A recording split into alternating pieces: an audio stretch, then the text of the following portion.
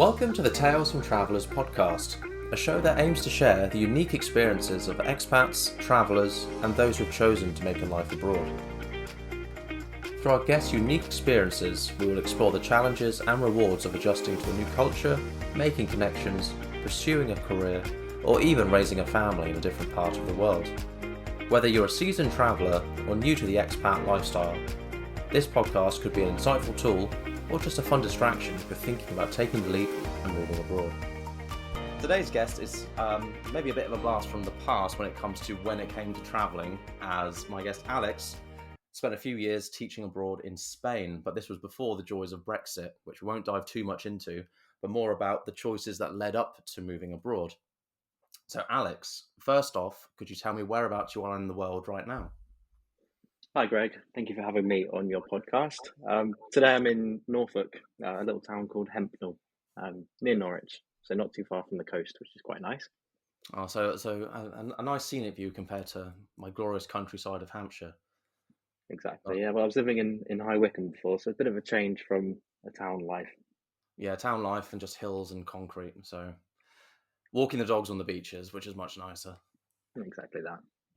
So I just want to dive into it. You've got a big background in learning Spanish. You're fluent in Spanish, last I checked, and you studied it during A levels, university, and you even went traveling abroad with it as part of the university course.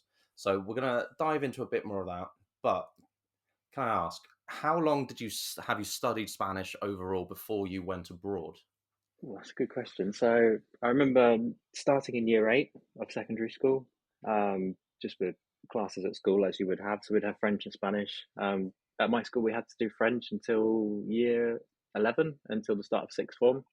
And then we could also choose to then carry it on for A levels, or not. So I did French and Spanish, a bit of a linguist. So yeah, I was studying from year 8 all the way till year 13, and then went to university to study what was called Hispanic studies. So it's a bit of a background of kind of Spain, Latin America, that kind of culture. But also the language. So I studied Spanish, Portuguese, and Catalan as well. So the three together at university. So it must have been, I don't know, almost 10 years, I think, that I was studying Spanish. You also mentioned that you studied French. What was the draw to take Spanish over French then? So I did do both. So I did both all the way through to the end of A levels. So I sat A levels in English, French, and Spanish, just to be that person. um, but I decided afterwards that I just preferred the Spanish side. I think we used to go on quite a few holidays, as a lot of Brits did back in the day, to Spain. And I actually remember one time, I think I was in maybe about year 6, and the taxi man was trying to speak to my parents, and they couldn't understand a single word he was saying. And my sister was studying it at the time and could say a few words, and I just thought, I want to be able to do that. So it really kind of pushed me more into the Spanish side than the French side, and I think I had a bit more interest to go to Spain than I did to France. Mostly because of the sunnier climate, I guess, played a part. Were you the main one in the family who had this gift of the tongue and linguistics then? No, my sister was pretty good at languages as well. She did Spanish all the way through to A level. I think she did French to GCSE as well. But yeah, no. So it kind of was in the family. My parents can't speak a word, but seem to get by with the standard beer please when they go abroad. But yeah, just my sister and myself. And with that kind of desire to want to learn a different language, obviously when you were young going on holidays, did you find that learning the language made you want to go abroad more, or was an exchange year kind of pretty standard with university courses, isn't it? Yeah, so when you do, before Brexit, I guess it was a little bit easier. But when you did any kind of language degree, there would usually be a 4-year degree with third year as an Erasmus year. Again, I don't know if Erasmus still exists. I think it exists in some kind of form, but it's probably not the same as it used to be. So then that would mean you would have a university swap. So there are always kind of pupils from Spanish universities over in. So I studied at the University of Kent, so they're over in Canterbury. And then we would have kind of partnerships with different universities. So some in Barcelona, some all around Spain, also Latin America, we had some as well. And then we had the option in the third year to either go abroad to university and kind of carry on studying as a Spanish pupil would at school, at university, or go and work. So you kind of do any job really that they could put you in. And with you, was it English as a secondary language course, ESOL teacher? Was it that what you went out to work as? No, so when I went there, I was studying translation when I went to University of Barcelona. Um, so I was on the translation course that was translating from Spanish into English. So it was a mix, obviously, of Spanish pupils and also English pupils and pupils from all over the world, but also then English into Spanish as well, which is obviously a little bit trickier than doing it the other way around because obviously you're always more comfortable in your own language, no matter how fluent you can become. You'll always be more comfortable in your own language. But yeah, I was studying translation there, and then yeah, it kind of led into the English abroad lifestyle. And with the English abroad, was that something that you kind of planned to happen while you were studying, or was it something that kind of naturally came around as part of a kind of in the middle of your studies, post uni life? So no, it was kind of in fourth year when I got back to England. It was strange actually. People talk about reverse culture shock, and I know Spain's only kind of a 2 hour flight away, but you do feel a bit different to people back home that haven't been abroad. I don't know how to explain it. It was almost like you've kind of missed a year of culture moving forward, or you've missed certain TV shows, you've missed Nando's. People. I can't give an example, but yeah, there are all those kind of things coming back, and I always thought I want to go back to Spain. As soon as I was back in England, I kind of wanted to get through the fourth year as soon as possible and just get back out there. So I was looking at options for probably what would be the best option, and came across teaching English abroad. So when I finished at university in fourth year, I stayed around for another month and did a CELTA course, so the Cambridge. I can't remember what CELTA stands for, but teaching English abroad. Um, yeah, completed that. I think it was about a 6 week intensive course, which was a really, really good course. It really stands you in good stead for when you're going to teach. It is intensive and it is difficult. It would be 9 to 5 in the classroom and in learning, but also practicing teaching. But then also study at night time. You'd be writing essays from 5 until 12 at night. So it was kind of 6 weeks of difficulty to get to where you want to get to. Oh wow, yeah, definitely. I mean that completely dwarfs out the mediocre 120-hour TEFL course that I had to do for China. But Yeah, sorry, Greg. oh no, please carry on. I was going to say it's a little bit different in that with a lot of European countries, what you'll find is there is maybe a bit more demand for teachers. What I found was for example, the academies in Spain, it was really big in Spain to have something on your wall that said, all of our teachers are CELTA qualified. They're all native English people, all Native Americans, whatever it may be. It was really, really strong in Spain. It was almost like a sign of prestige. I don't know how to explain it, but like, for the parents, especially to send their kids to an academy where everyone was English, everyone was qualified in this CELTA 6 week course. Yeah, it was really a kind of and they had on their walls always kind of Cambridge certified teachers. So you kind of need it for a lot of European destinations. How easy was it finding work abroad when you decided to go back after university and doing the course? It wasn't too hard. I think what I would say is probably you should maybe aim a little bit lower in your first year. So, because I was at university in Barcelona, I knew that the kind of the competition for jobs in Barcelona was a lot higher than it would be in other parts of Spain.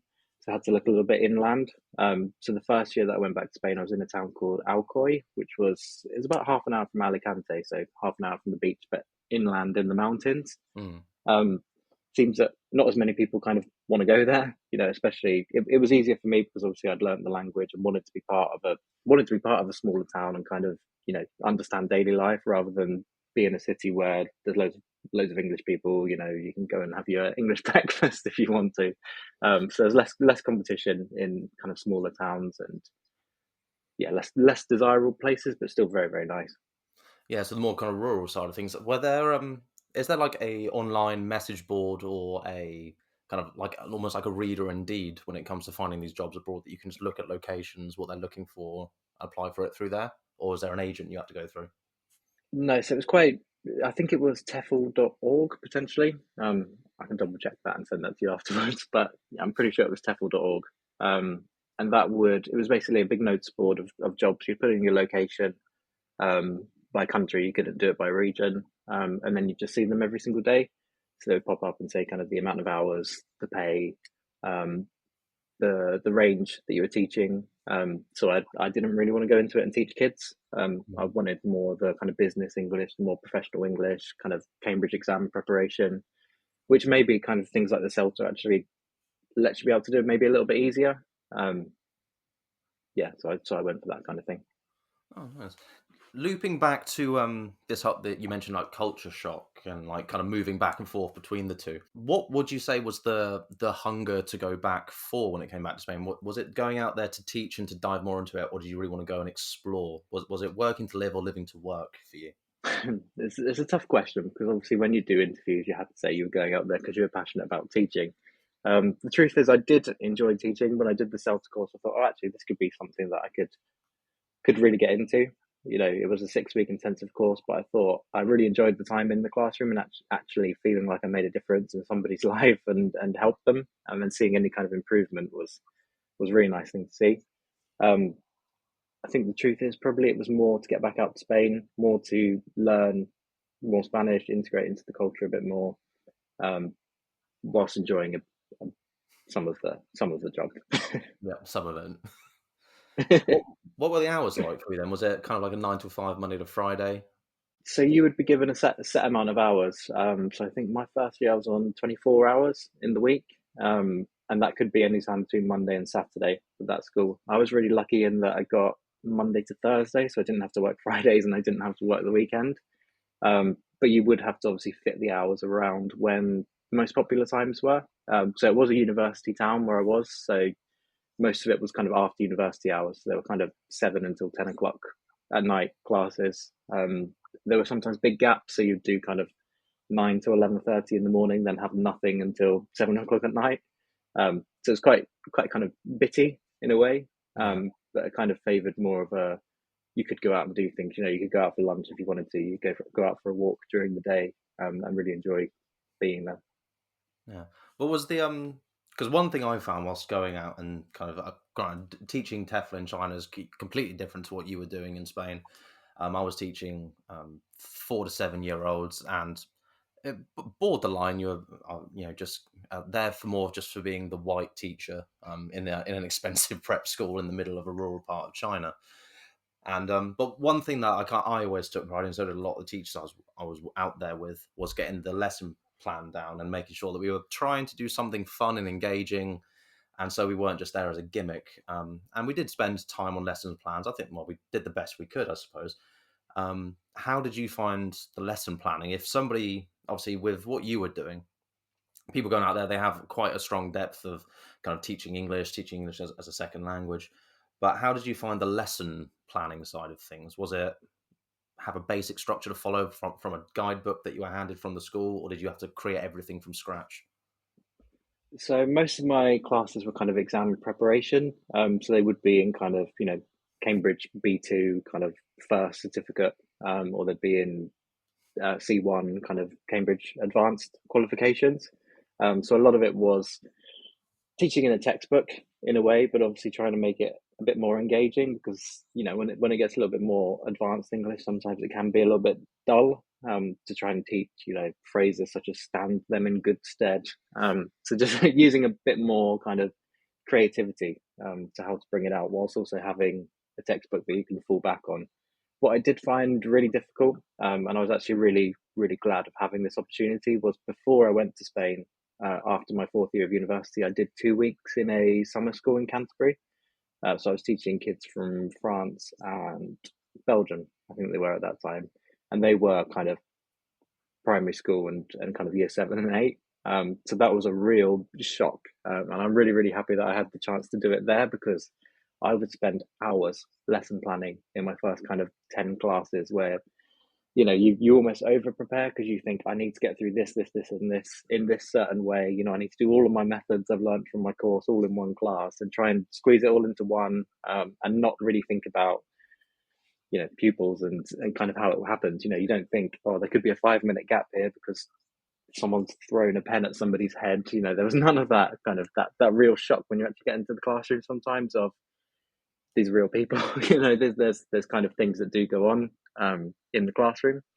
But yeah, so once I got to Spain, I had that experience. I'd been really thrown in the deep end and really kind of struggled to start with. because when it's a real life, it's different to being on a course. You can rely. We kind of had 20-minute gaps of teaching while we were on the course, but in the real world, you've got an hour and a half sometimes to fill with with kids who are abroad and maybe don't want to be in the class. They want to be, out exploring. So I'm glad I had that opportunity. And then by the time I got to Spain, I kind of I'd gone through the worst. So yeah, to anyone who's kind of thinking about going out and traveling, I'd always say if you have the opportunity to just do even a couple of weeks, 1 week in the UK at a summer school before you go, definitely give it a go because it really, really will teach you a lot about how it works. No, I mean that's a good shout. I don't think I could, but mine was a bit more on a whim. With you mentioned you had students coming over from France and Belgium as well. So I'm assuming English they weren't fantastic at it. Were they kind of passable at it, or was it French and speaking Belgian? Yeah, so when I was at that was the one at Canterbury, the summer school. It was a tricky one because it was lower level pupils and they would try to speak to you in their first language. And I mean, there were kids that, I could understand Spanish. I could work out some things from some languages. Italian kids would shout at you in Italian in the back of the classroom and you can pick out words. But yeah, when it was, because there were pupils from everywhere. So I had, yeah, from Belgium. We had some from Dubai as well that I think came over. That obviously, if they're speaking to you in their first language, it's you don't know how to react when you're first in the classroom because you're trying to make them speak English, but their level's so low that it's not comfortable for them. So trying to find that progress and move through is a real challenge, especially if it's a group that's mixed. So sometimes I had a group that was mixed. So you'd have one kid from France, one kid from Belgium, one kid from the Middle East. All didn't speak the same first language as each other, but that kind of pushed them, I think, to speak English in the class because they couldn't just turn to their friend and speak in Italian to them or whatever it may be. Must have been a bit of a interesting kind of almost classroom environment if the kids can't even talk behind your back to someone else. Exactly. Yeah, no. So it was a real struggle for them. So obviously they come into the class, they're quite shy. It's odd for them. They're in a different country, speaking a different language that they've obviously learned at school, but using it in a real life scenario is completely different to learning something in the classroom. Yeah, definitely. I mean, I still remember the only thing I managed to learn when I was learning French. We went on an end of year school trip. Was how what time is it, and I managed to learn the basic times. But yeah, doing that in a classroom versus actually asking someone that you're bricking it about. Yeah, I can imagine what it must be like in an environment when other kids from other countries who don't speak the language think that you're cocking up a language that they're not fluent in as well. I Yeah, couldn't possibly exactly. But imagine that. yeah, it's a strange one. So I did do. I know obviously we'll speak more about the Spain side, but I did do a few summers um, in the UK as well with those kind of mixed groups, which really, every time I came back from Spain for the summer, I'd always go to Canterbury and teach at one of the summer schools for around 6 weeks. It was just completely different because you'd have all those mixed classrooms. Yeah, and did before we go back on Spain, did having those mixed students, mixed nationalities coming in for those different summers you were there, did that ever make you want to go and like teach your kind of to be an English teacher in another country outside of Spain and like Portugal and Yeah, where you weren't fluent in? yeah, I did think about it. I always thought, if I could just go somewhere where I couldn't speak a word, I always thought that'd be quite exciting and try it out. But I did, I did end up going back to Spain just because it was something I guess it was familiar but different in that I could speak the language, and I still every time I went back there, I wanted to improve more. I had friends there in the end, so yeah, that was important for me. But yeah, each summer I'd come back. It was those mixed ability classes, and it would really kind of improve you as a teacher as well because when you're in one country, I could almost see the errors before the people who've made the errors because I knew right in Spanish and English this is a false friend or whatever. It sounds similar, but it doesn't mean the same thing, and you could see those errors coming. But when you were teaching someone from UAE, for example, and I had no idea of their language at all, it was just so much harder to understand kind of why they were making that error, how you could improve it. So yeah, as a teacher, it really because I could teach Spanish kids well because I knew what I could say that would make them understand if there was a word that was similar. Instead of saying make something easier, you say to facilitate something. That would be what a Spanish kid would understand, but a kid from Dubai would have no idea what I meant if I said facilitate. Yeah. So, I mean, it definitely sounds like it was a time where you were almost committed to it. You wanted to keep going back to Spain, and just hearing that kind of story, it almost seemed like you were preparing to spend a bit of a longer time abroad. How long did you spend going back and forth to Spain then? So after that first year that I explained in Alcoy, I finished at that school after that year, and wanted a little bit of a challenge. So I wanted to go back to Barcelona where I was at university, and then found a school just outside of Barcelona. So it was around 25 minutes on the train, a city called Terrassa, which I was quite familiar with because when I was in Barcelona before, I kind of again lived just outside, so I knew kind of the train stops and all things like that. So I knew where it was. So yeah, I went back there and I was there for I don't know, 2 years at that school. So it was 1 year university, 1 year Alcoy, and then 2 years near Barcelona. So 4 years in total. But not to cut to the end of the story, but what made you decide it was kind of like time to just come back to England and kind of like start that life again? Was it just homesickness? Did you think there were more opportunities long term in England? I think so. Yeah, I think I got to a stage where I don't know, maybe it wasn't as exciting as it was when I first went out there. I think it was more a case of the whole point of kind of the traveler lifestyle a lot of the time was it's different. You kind of maybe struggled a little bit with money, but kind of you could get by. You had enough money to go out with friends, go out for a few drinks, have a bit of dinner at the weekend, go to the beach. But there was only kind of so many years that I could do that, I think, and I wanted to come home to England, and I felt like I wanted to own something. I wanted to have a car, I wanted to have a house.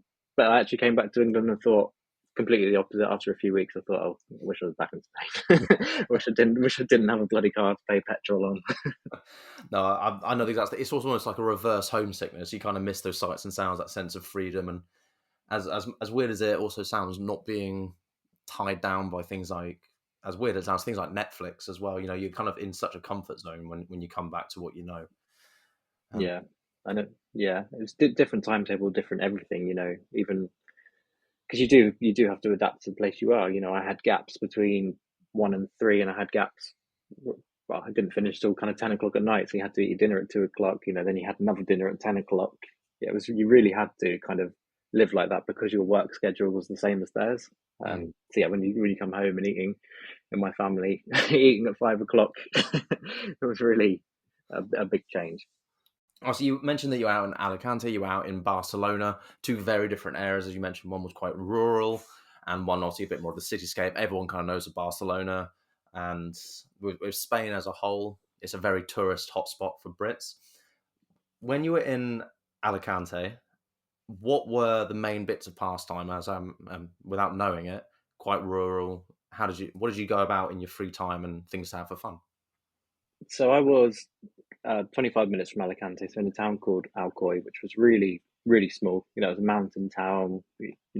What people did there was they'd go and walk in the mountains. That was kind of kind of the thing to do. You walk around shops at the weekend. Not much different to here, if I'm completely honest. You'd look around some new things, but then you could also escape so easily to you know amazing mountains that you wouldn't expect to have so close to a tourist center.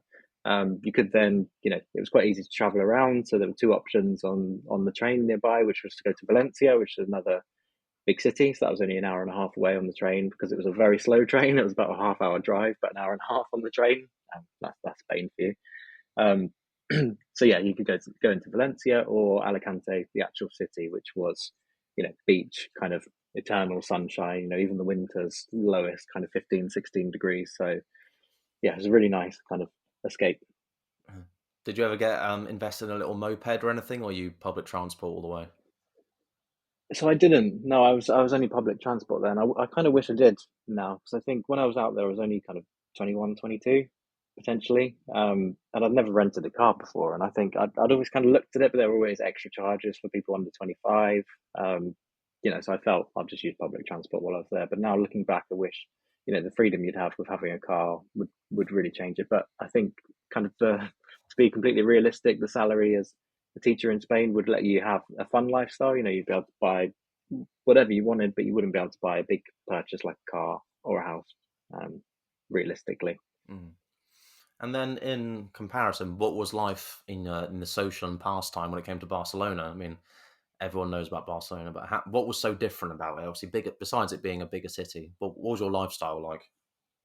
There was a bit more going on. Again, I was a little bit out of the centre, so again, I was in a mountain town. I seem to follow the mountain towns everywhere. So there were huge, massive mountains nearby, and it was places that people don't discover when they go to Barcelona. They don't go. If you go to a city centre, you don't usually sit on a train for half an hour and go outside of the city centre. So it was more, there weren't English people in the town that I lived in, apart from people who worked in the school that I was working at, or another within the town.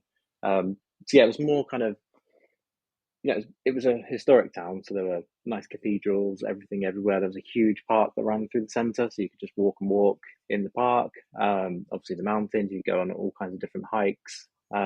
Being in Barcelona was really well connected as well, so you could get into the city. Obviously, people know Barcelona, it's beach and city together, so it was kind of a perfect mix. So in the winter, you could have, you got some nice bars, go out for food.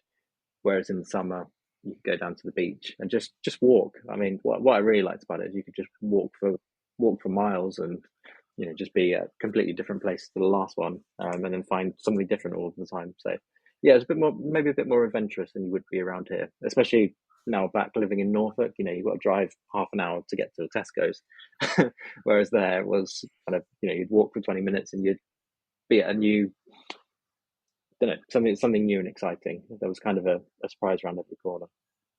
Well, and you get a tan while you're doing it, which for you, I bet you enjoyed thoroughly. Exactly, but it's funny actually you say that, because when you do go there and when you do work there, so a lot of the days, so I was working Monday to, well, in my first year I had to work Monday to Thursday and then Saturday morning. In my second year, as a treat, you get Monday to Friday, um, which wasn't too bad. It wasn't too bad working a Saturday morning because it was only kind of 8 to 11, and then you were free for the rest of the day. Um, but you kind of avoid the sun a little bit, as stupid as it sounds. It was almost like, if you're going to work, you don't want it to be 40 degrees outside. And, Yeah. I used to walk 20-25 minutes from my house to the school. So there were three schools. It was quite a big one that I worked at across the city that I was living in. So it used to be a 25-minute walk to the furthest away one. So, you didn't want to get too hot and sweaty before teaching a class of 10 people. While we're talking about going around the city, going to all the different schools, did you go out there with a fellow group of, say, English teachers going out there to work, or did you meet up with people when you're out there? If we cut back to the first year, I'll say, to the one in the town near Alicante. So I just found it on the TEFL.org, as I said before. It was quite lucky in that I think they're called Director of Studies, a lot of Director of Studies when you're teaching English abroad. They were from Scotland, so she was from Scotland, and she had lived in that town for kind of 20-25 years, I think. So she would look around flats, look around everything, so that everything was ready by the time you got there, which was really, really helpful. She started a WhatsApp group, I think it was, with other people that were going to be teaching there that year. So it was only 3 or 4 of us that were teaching there. So it was just a case of, you could say hello, you could find out a little bit more before you met them, and then she arranged for everyone to meet on the second day there, just for a drink and some food, and then yeah, it really went from there. Again, when you're in a small town like that, you do tend to stick together a little bit, Mm. um, as opposed to on the Barcelona side where everyone was living everywhere. But yeah, in the smaller towns, you tend to stick together as it's kind of your comfort blanket, I guess, of having fellow English speaking people around. Yeah. And did you, obviously, if they were a bit further abroad when it came to Barcelona, did you find yourself making a lot of, say, Spanish friends, people from Barcelona that you would hang out with frequently, or do you stick So with? I had a few. Yeah, I had a few. It was quite difficult to make friends, if I'm completely honest. Don't know if it was me or or living there. But yeah, I think you at the end of the day, it's really nice to go out there, but you are different in some ways. You're very, very similar in a lot of ways, but you still don't have a lot of the time the same sense of humor. You don't know the same music as them a lot of the time. So it's sometimes hard to find a connection. There were a few people that I met that actually, funnily, some of them I was their teacher, because I was teaching more adults. They were the same age as me, and then we became friends afterwards from that. But the problem is they tend to speak to you in English because it's what you're used to in the class. So it's quite difficult to find someone from there that you can practice your Spanish with, because everybody wants to practice their English, and because they've learned it all the way through school. They they just feel more confident speaking it, I guess. Yeah, and I mean, just people like pointing you out, getting you. You're aware that you're different when you're going out and speaking Spanish. I mean, I've been lucky enough to hear you speak it, so I know that you're quite fluent in. But would people still catch you out? I know that when you go to certain countries, if you try and speak in their language, as much as they respect it, everyone wants to try in their English. Did you find something similar? Like if you went out to dinner, ordering food, you speak in Spanish, but they come back to you in English? Yeah, and it's a way of them trying to be friendly, but I think when you're trying to learn a language, it actually really annoys you, and it's something that I found probably the most annoying about living abroad is that you could say a full sentence in Spanish to somebody, they completely understand you, and then they reply in English with the answer, and you think, but you just heard me speak a sentence in Spanish, and it's people that they're trying to be friendly. It's what they're kind of familiar with, especially in the bigger cities. They're just not used to it. One thing that was actually interesting in Barcelona as well is that the official language of Barcelona is Catalan, so they got Catalan and Spanish. As an English person going there, nobody really knows what Catalan is, but I studied it at university as well, so I would really want to practice that because obviously that was lower than my Spanish level. But they would kind of hear you speak it and they would reply in Spanish. So it was kind of like they knew you weren't from there, but they'd still speak to you in the other language, which was really odd. I think it's just a natural thing that happens because obviously they feel like you'd probably be more confident in Spanish than Catalan. Yeah.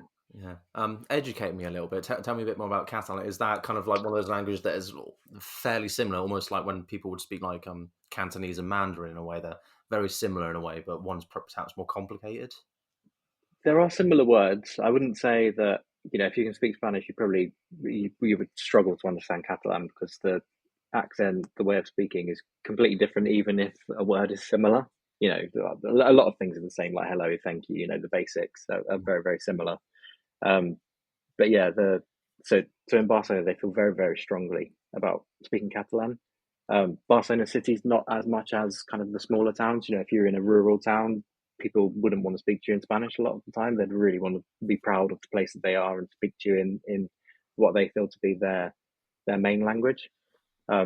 So to go a bit historical, if that's good. So obviously I wrote all of my essays and dissertations on this. So Catalan was it did exist before as a language called Occitan, which is kind of similar to Latin in a way, and then it came into Catalan, but it was really, really kind of forbidden in Spain, even in recent years. So they had the dictatorship between 1939 and 1975, where Catalan was completely forbidden. It was illegal to speak that language, and that's not even that long ago.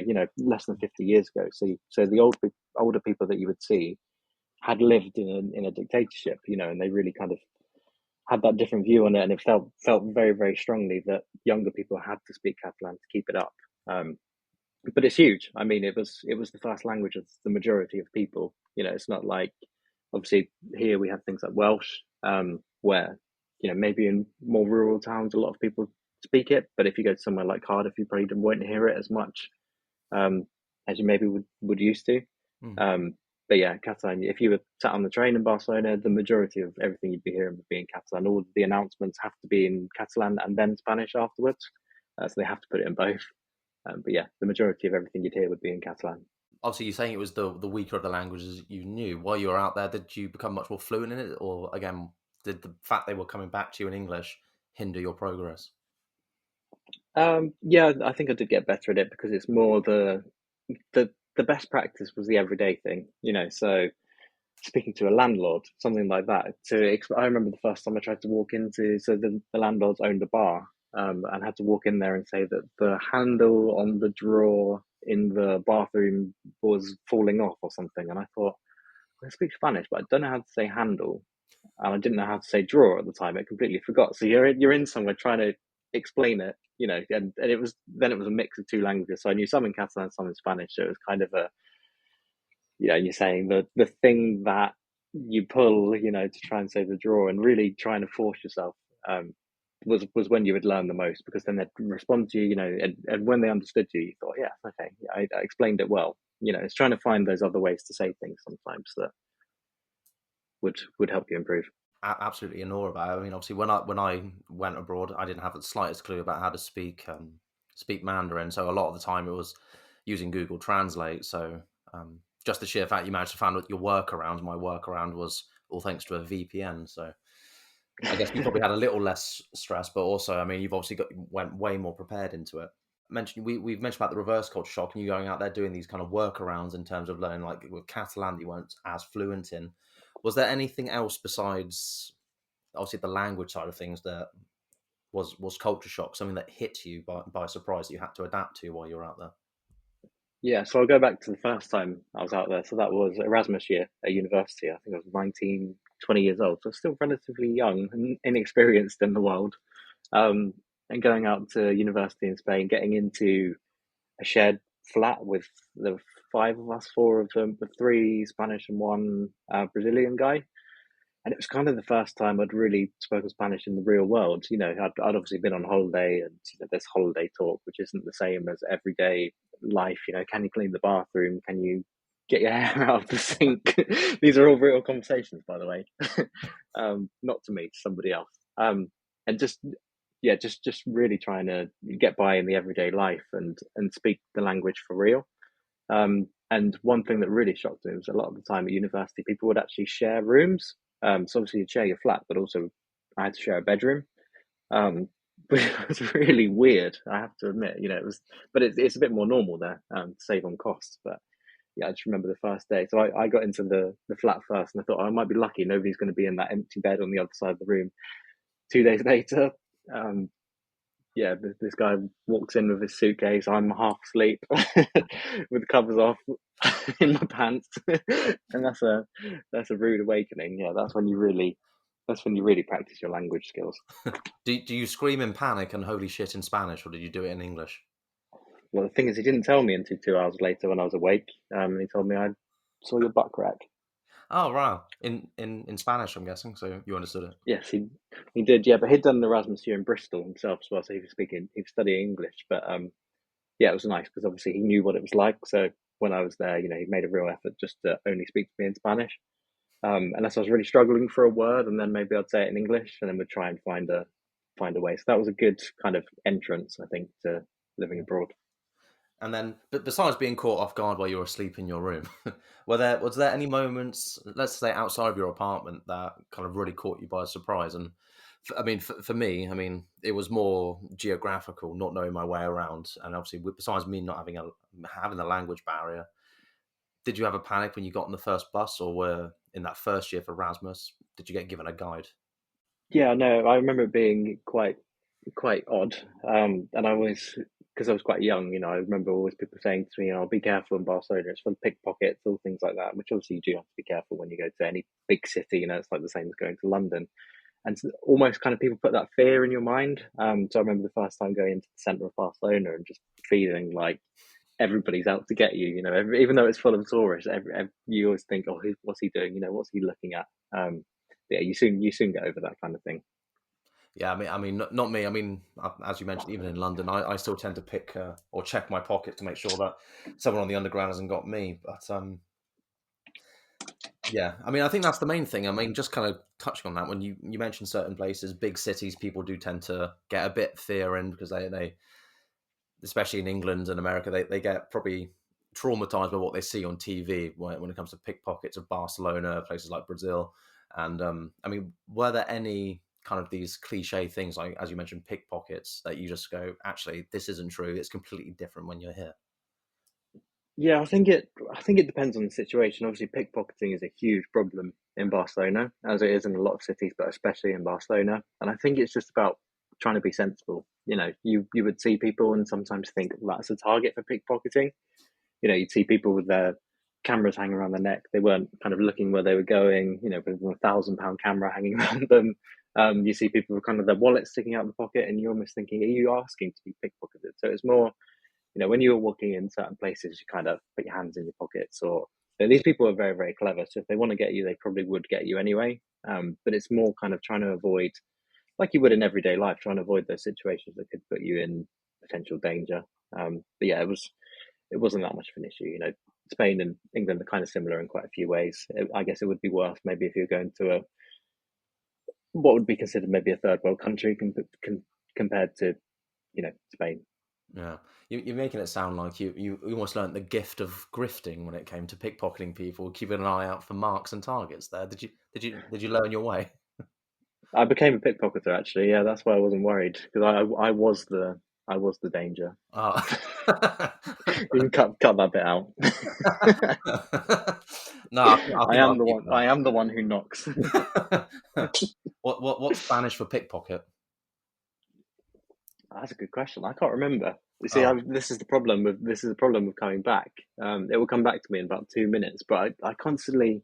The really strange thing since I've come back that it's been years, and especially with COVID, since I've actually gone to Spain and practiced. We went to Barcelona back last year, um, and even though you still recognise everywhere, it's still getting your voice back and getting your confidence back. I think not being there, you lose that confidence to speak the language again, and you have to get back and get into it. But leaving these big gaps between it's a struggle, and you do forget words. You do remember obviously most of the things, but the more kind of technical words that you would see on a day to day basis, walking around, they go out of your mind sometimes. But if somebody said it, I knew exactly what the word was. But yeah, no, I've lost it.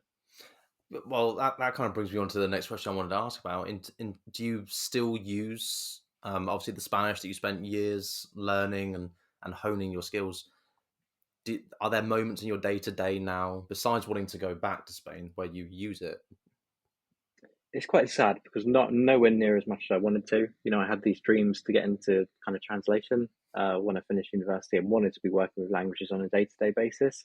Um, I do use the skills I learned from learning languages. The communication skills of so now I work in marketing, and you need those kind of communication skills sometimes to sell something to the senior leadership team. A lot of that came from the confidence of speaking a different language to people, but I do use it sometimes. So Robin, my partner, her grandparents are Spanish, live in Tenerife, and they can't speak English. So it's funny because I send all of the messages to them from her.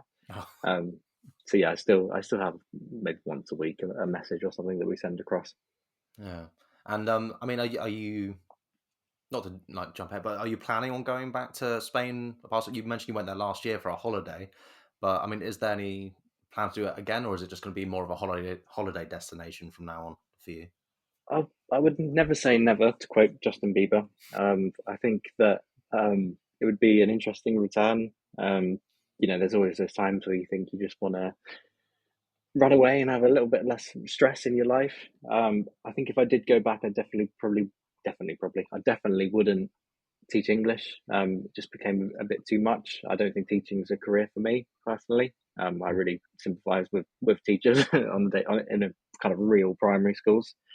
Um, so yeah, I think there's always a possibility that I could go back. My granddad has a house out in Tenerife as well, so I'm going to visit there at the end of this month. Um, and yeah, it's just a place that we kind of go to once or twice a year, I guess.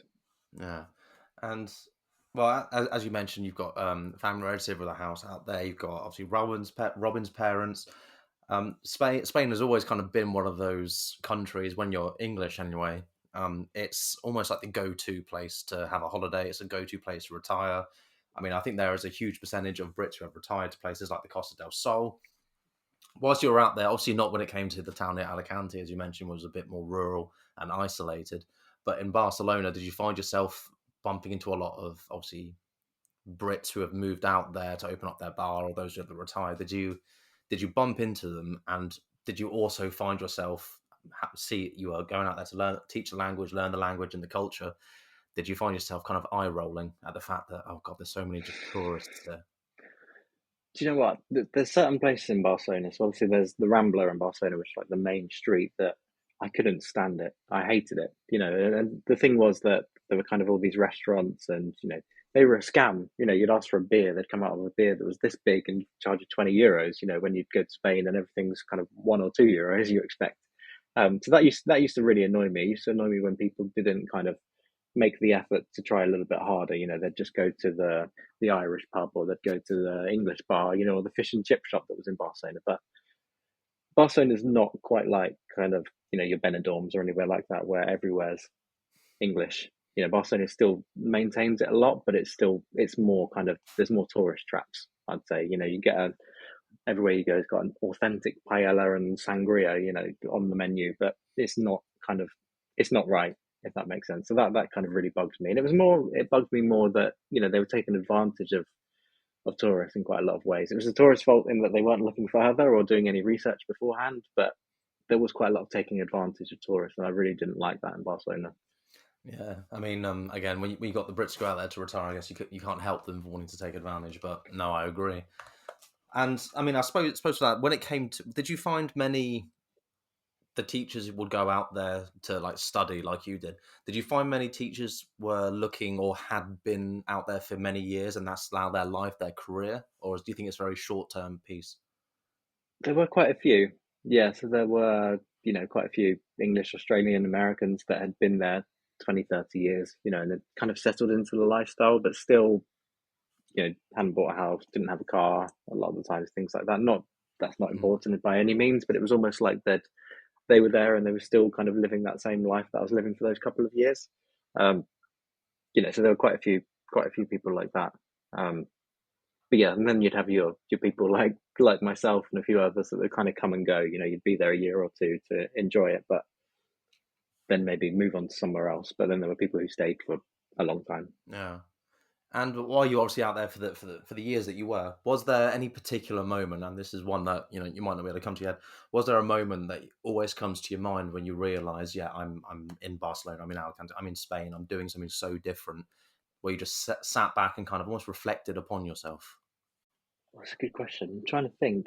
I think the first one actually was because obviously I had university there in the first place. So I'm thinking more when I was teaching there. Um, was kind of going to a fair of a small town. It sounds like a really small thing, but they really put on any kind of party, any kind of carnival, anything was a huge party in Spain. So it's a fair of this small town just down the road from where I was staying. And I thought, wow, okay, I'm really, really kind of here now. It was all kind of local sellers and things like that, and you wouldn't hear an English voice for 20 miles probably. Yeah, I think that's when I thought, wow, okay, I've really moved here. I've done it. I've Yeah. completed life. Just fist bumping the sky, beer on a mountain. Yeah, something like that. But yeah, that was good.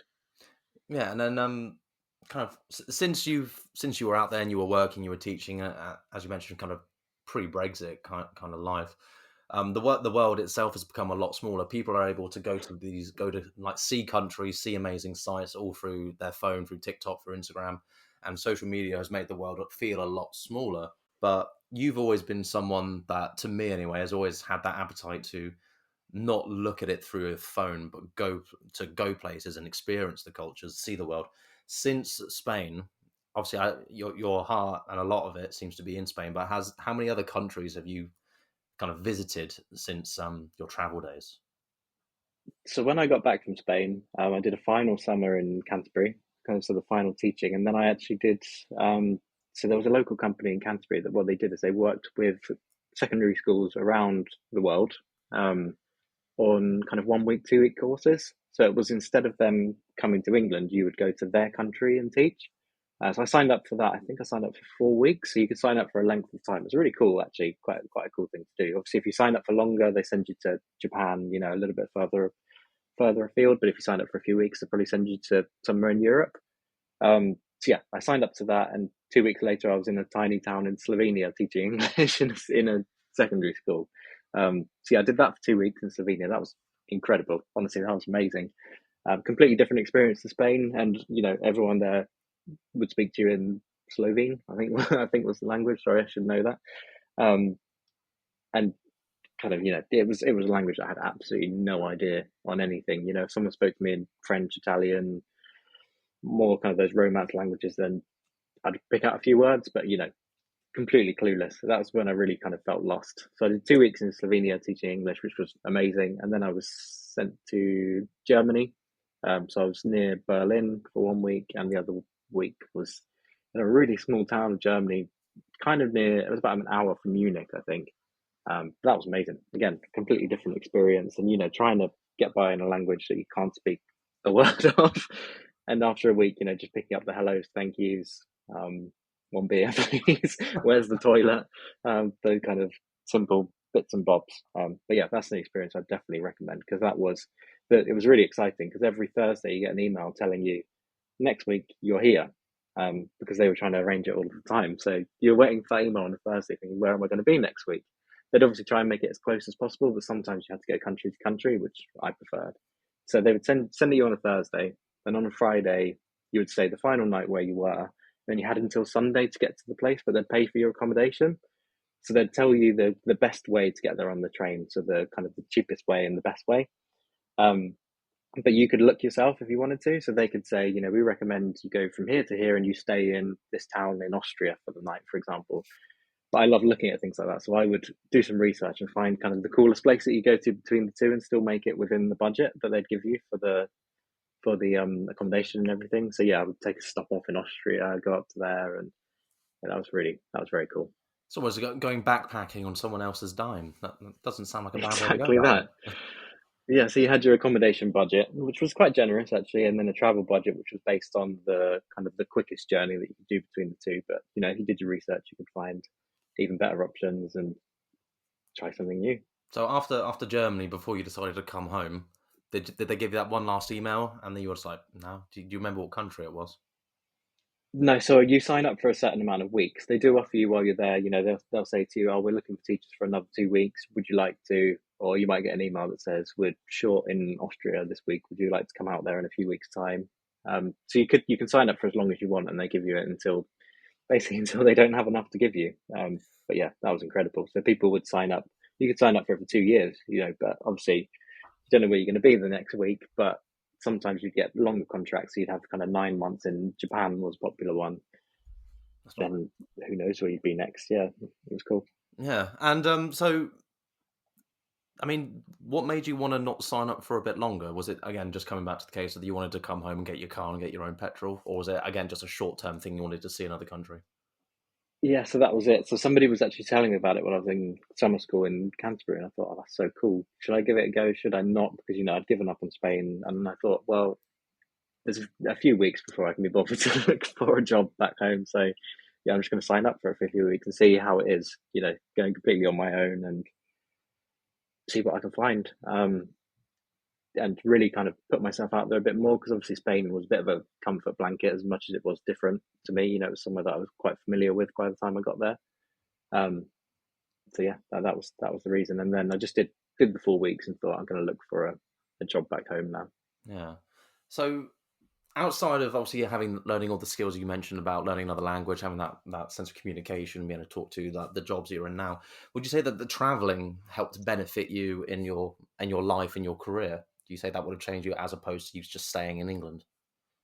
I think so. I think it makes you more confident. It's a scary thought the first time that someone says you get on a 14-hour journey between Slovenia and Germany, and you think I don't know any of these places between these two places.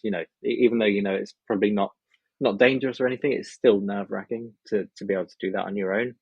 And I think a lot of people don't kind of put themselves out there and do that either because they don't want to or because it's quite scary to be honest, and especially kind of the further away you go, probably the scarier it gets. But yeah, I think that really built confidence to be able to talk to people, to be able to do things on your own, and yeah, really put yourself in challenging situations. I think it's reflected in kind of work that I do now. That I'm always one that says I don't know how to do that, but I'll give it a go. I really want to kind of always just try and learn new things, and yeah, that's probably helped by traveling on my own. Oh, very nice. Yeah, that's such a motivational piece there. That's going to be my title. But obviously, I think a lot of people, especially as they get older, I know I'm kind of guilty of. A lot of people, I really wish they'd learned another language. Obviously, you have. But do you think that it's something that people should learn? I mean, not just for the sake of it being an educational course, obviously learning it, GCSE, SATs in school. But do you think there's a real benefit to learning another language? I think so. Yeah, I think it really encourages you to use your brain in different ways. Even not even learning a different language. Sometimes even studying your own language a little bit better really helps you improve communication. Really gives you an understanding of the structure of things. And I do like kind of the structure of things. While we're speaking now, knowing that I'm using a particular tense. I love all that kind of grammatical side, and I think it is important to know because when you do go into professional careers as well, a lot of my job is kind of proofreading, copywriting as well, and just making sure that it's using the correct tense. There's a hyphen in the right place. Even studying your own language gives you those those communication skills. Yeah. Would you say apps like Duolingo and like was it Drip? Do you think they're useful apps to have, or do you think there are better ways for people to learn? It's tough because they are good. They teach you the certain words, but they do obviously teach you some random things sometimes. The horse likes apples, which are things that are good to know, but really real life situations. If you want to learn a language, you have to immerse yourself in the culture and the language of the place. You have to just hear it day by day because even sat on a train, you'd hear a conversation coming from over there, and you think, oh, don't know that word, but from the context of the sentence, I know it means that. Just literally moving around every day, you're learning. Um, this is pretty really bad to say, but I always used to say when I was at university at Erasmus, I would learn more. I would learn more if I skipped university for the day and sat in the flat and spoke to the people that were there than I would by going to the class. Don't know if that's a good promotion for Erasmus years, but it was just speaking to people on a day by day daily basis, um, with more kind of common language that you would use than the formal language you'd use in the classroom. Yeah. No, I mean, I agree. I've always thought it's better to immerse yourself, and there's only so much you can learn with people kind of talking at you again from a textbook. So, um, yeah, definitely. And obviously, you had the benefit of knowing the language before you went traveling. But would you say it's absolutely vital to know a language, or just have the say bare bone basics when you go traveling? I think the basics are polite, to be able to speak to people. I think I struggled when I went to Slovenia because I didn't even know how to say thank you or please because, I was emailed on a Thursday that I was going there on Monday. I didn't have time to even do Duolingo, even if there is a Slovenian option. Um, so yeah, I think it's polite to learn a little bit. People will probably want to speak to you in English depending on where you go. Most European countries have a very, very strong level of English, and a lot of countries worldwide do now. So you'll probably be fine, but just for politeness, I'd recommend definitely learning a few words before you get there. And kind of the last few questions. I mean, you've got a lot of your work background involves the education system or working within schools. You've obviously come from going to doing your Erasmus course, teaching abroad. You and me worked in a agency that worked with independent private schools. You're now working as a marketing manager for a school related marketing agency. Do you think because of all this background in education, it's going to be the long term career potentially, or because that's obviously where you're settled into now?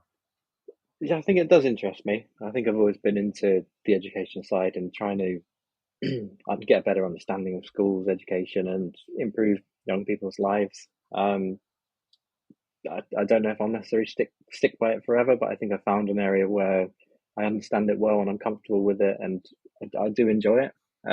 But I guess there's always nothing to say that you wouldn't completely switch up one day. And I think that's maybe what the traveler lifestyle gives you. I think it gives you kind of a doesn't give you an exact answer to anything. It's kind of a I don't know. I don't think too long term. I think since I've been living abroad, I'm approaching 30 myself in a couple of months, but still always think I'm not ready to stop just yet.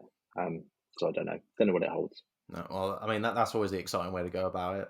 I mean, just kind of bouncing off of that, it's a great segue into my next question. Obviously, you're going into your 30s. As scary as it sounds, it's not that bad. Um, I always tend to smile. But if you're looking back at your, when you look back at your younger self now, like let's just say young Alex before he goes off to doing university and going off to do his Erasmus course, do you think that he would assume that you've seen the world and you've experienced so many different countries and cultures that you have, or do you think it would be just as much of as a surprise to him then as it obviously was to you? I think it was obvious from even when I got to secondary school that I didn't want to stay in one place. I wanted to be moving away. I wanted to be doing everything in different countries. I think maybe by now I probably would have expected to go a bit further afield. So obviously most of my experience has been in Europe. I have traveled to other places for a bit of time, but maybe if I was talking to my younger self, I would say go a bit further. Do a year in somewhere that you're completely uncomfortable. Do something completely different, like you did, for example. I think that's always the thing. You always kind of have that. If you speak to someone who's gone and taught abroad in China or somewhere in Asia, potentially, they always think, oh, you took the easy option. You went to Europe, you went somewhere that people know and probably have a higher level of English. It's not such a big move, but I think any move's a big move. Moving from Buckinghamshire to Norfolk, people are different. You still feel different to everybody else. So yeah, I'd say push yourself. Um, Maybe build up. You know, if you want to go to Europe first and then go further afield, see what you're comfortable with, but definitely give it a go. Oh no, definitely.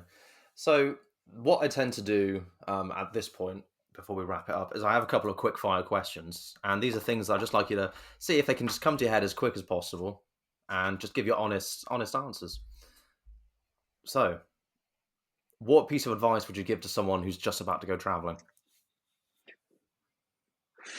Do as much as you can. You know, don't say no to anything. If somebody says, "Do you want to go do this?" just say yes without thinking. As long as as long as you're not putting yourself in danger, or there's somebody in the back of a white van, um, just say yes and jump into the experience. Okay, and is there an item that you should probably insist people have either, or an app on their phone, or an item in their bag they have to take with them? I don't know. It's hard for me because when I went, you know, I was 19. There wasn't probably the same amount of apps. You know, I was very much a person who didn't want a smartphone or anything when they first came out. I still had a rubbish Nokia when I first went to Spain. Um, keep in touch with home. You know, making sure that you organize a chat with people. I think one thing I would say that since I've been traveling is I've probably lost a lot of friends back here. You know, when I was at university, I had 2 years, and when I went for a third year, when I came back, people had either gone or you know they'd had a year without me. They had new friends. I'd say that's the only thing. Try and keep in touch with people and try and maintain those friendships for if you do come back. Oh, I like that one. So that was sounds like such a bland response, but no, it was really nice. Um, was there a? Did you pick up or acquire a certain phrase? Let's say while you're in Barcelona, was there a certain phrase or bit of slang that became daily use for you? Yeah, that's a lot. It was mostly from, so I had a class of teenagers in my second year in Barcelona. The first year I had them, they were kind of 15, you know what 15 years are old. They're just, every time you'd ask a question, they'd say, yo que sé, tío, which means, what do I know, man? And they would just constantly say, what do I know, man? What do I know, man? And then the other one was, que palo, they would always say, which literally translates to what stick. And I think, what on earth does that mean? And it means, basically means can't be asked, I can't be bothered. So that's the kind of thing you would learn, you know, and there's loads. The other one was, I remember teaching Italian kids in England. You're quite a musical man as well. Actually, you know, you've humbled me by playing the Flossing song on your guitar, which is a core memory for me. But whilst you were out there, whilst you were traveling, was there a song that you always had on your little MP3 player, I suppose back then, that brought you back home? And in on the other side of it, is there a song that you listen to now that takes you back to Spain? It's funny because when I was in Spain, this is going to sound really bad, but I almost rejected the music. I couldn't stand the kind of reggaeton music that all of it had the same, you know, it was all kind of the same party music. Every single song sounded exactly the same. So I rejected it. I actually really like it now, which is funny, but I couldn't stand it while I was there. I think any song kind of brings you home. I was always a fan of a band called You Me at Six when I was kind of 15, 16 years old. So listening to that just made me think of being a teenager back home. You know, I'm one of those people that still listens to the same music that I did when I was 15, whether that's a good or a bad thing. No, it's a But yeah, that lifestyle, not always a makes me phase. exactly that. It's not a phase, mom. Yeah. So yeah, that takes me back. And obviously, the probably the more exciting kind of final question is, where are you looking to go to next? Where's the next country that you're going to go see? So I think the next one would be more of a travel, but more like not teaching. You know, go out there to work a little bit, kind of smaller jobs. You know, even if it's working in a cafe or anything, I really don't mind. I think I've always kind of wanted to go to Canada. I'd really like to just do a year working holiday visa, whatever you call it, in Canada. Mm. Um, English speaking country, but still completely different to being here. And kind of the landscapes always excites me. Somewhere like Australia, I think I'd love to just go and spend a year in Australia, sit in a camper van for a few months, and forget the world, completely disconnect. I think that's really a place where you know I've never been there, but it's so huge that you feel like you could drive for a day and see nobody but some kangaroos. So that's kind of what excites me. Oh well, I can't blame you. But both those countries sound absolutely stunning, and yeah, as you mentioned, spend a day, see no one, but see everything as well. But exactly. Alex, I just want to say, first of all, thanks for coming on board. Thanks for giving me a bit of history about the Caliente language. Um, Catalan Catalan. caliente means means hot or spicy. Yeah, maybe it is a bit caliente depending Yeah, on thanks for how you teaching speak me it. about the hot and spicy language, giving me a little bit of history, and obviously telling us a little bit about what it's like to obviously one take on your Erasmus course in university as you're learning like Spanish, teaching in summer camps, and then of course enjoying those different kind of back and forth between places like Alicante and Barcelona. Um, but yes, thanks so much for sharing your story, and I suppose are there any final words you want to impart on people about the Spanish culture or even just traveling in general? I think no one regrets any trips they've been on. No one sits there and thinks, "Oh, I wish I hadn't gone to Barcelona or anywhere." You may not have the best time, but no one sits there and thinks, I wish I'd never gone there." So take all the trips that you can, especially while you're young. Make all the mistakes you can in your 20s, and yeah, you'll never look back and think. You'll only think, "I wish I went to more places." Thank you for joining us today. And if you enjoyed this episode, please consider subscribing to the Tales from Travellers podcast to stay up to date on past and future episodes. I'm always looking to share new stories from expats and repats from all over the world. So please reach out if you'd like to share your story. You never know, your story could be the one that helps someone make that life-changing choice. You can find us on Instagram at Tales from Travellers. I'd love to hear your story, and more importantly, I'd love to share it with the world. I look forward to hearing from you, but thanks again for joining me, and until next time, happy travels.